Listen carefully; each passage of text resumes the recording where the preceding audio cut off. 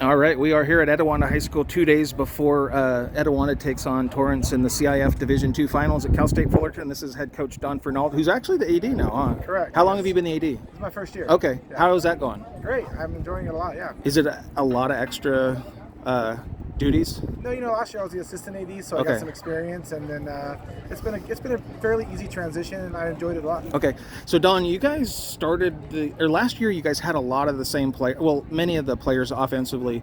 I think you guys went 13 and 16 or something like that. This year you've doubled your wins. Obviously the pitching's been off the charts, but what's been the main difference between last year, the success for this year as opposed to last year? So I think last year was just, I referred to it as a blip on the radar, just something different for us. We didn't get a chance to prepare. I know everyone had that same issue, but we came into last year with 1 inning of a returning pitching staff. And so that was something that was a challenge for us.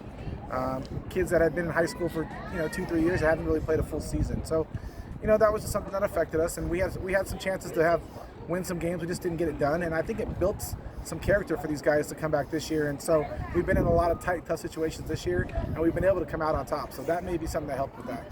Well, and when I do a lot of obviously I do stories after almost all of your wins, and what I notice a lot is in any game, there could be a different hero each game offensively. There's the same 2 or 3 pitchers, but whether it's Austin, whether it's Armando, whether it's Tyler, whether it's whoever, how deep is your lineup offensively?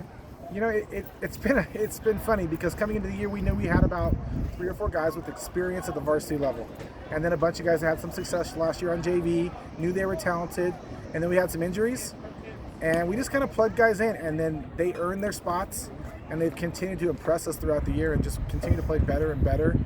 And right now, I think we have a pretty deep lineup, 1 through 9. I feel confident in anyone that's going up to the plate.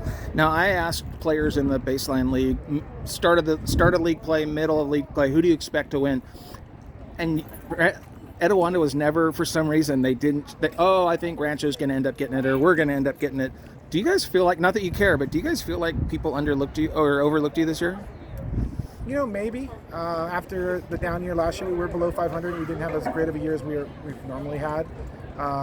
But with that being said, winning this year, it was our 5th baseline league title in 7 years. Yeah. So we never thought otherwise. We always think of ourselves as one of the top teams in the league to beat, and we know we're going to compete against everybody. Yeah, but I just, as a former athlete, I always loved it when people didn't give you the respect that you felt like you deserved. Yeah, it can definitely be a driving force. Beginning of the year, Armando and I, Arsenio, he's been with us for 4 years. We talked about returning this program to where we thought we deserved to be and what we had to do to get there, and pretty happy with where we've ended up. Now, was Dylan a starter last year? Dylan was a starter last year. What number did he throw for you? He was our number 2 guy, pitched on Wednesday. And so he got a lot of experience last year, but honestly, his freshman year, didn't hardly play. We didn't have a season. So last year was like his actual, even though he was a sophomore, first real year of varsity baseball, or baseball in high school at all.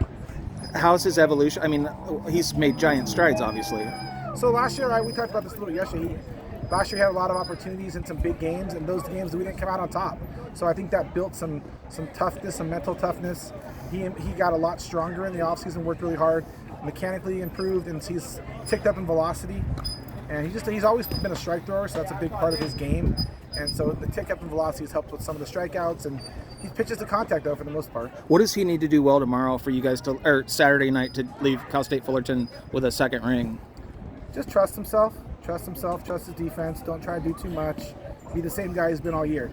That's something we try to reiterate to these guys. Go play Etiwanda baseball. Trust the team to do what they can do, and that's the formula we're hoping will lead us to success.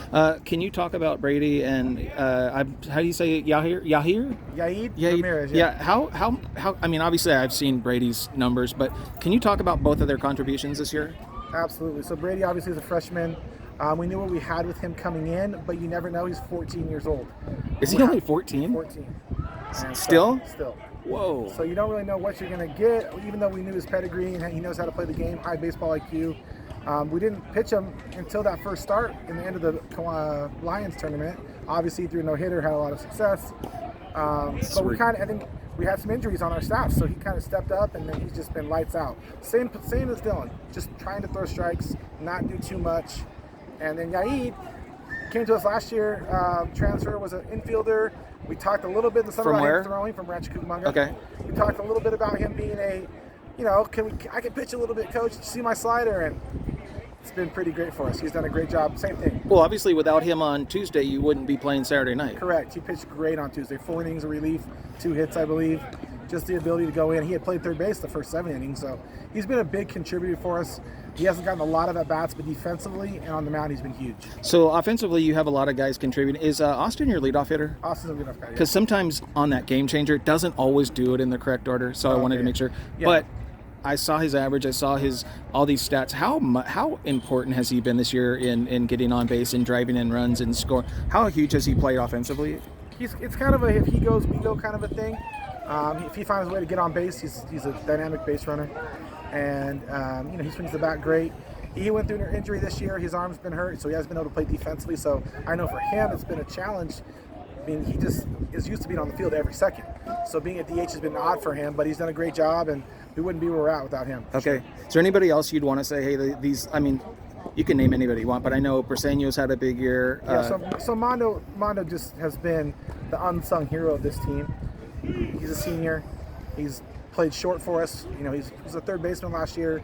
Played shortstop a little bit his freshman year. He's moved over. Played outstanding defense. Just been a great leader for us. And offensively, he leads us in hits.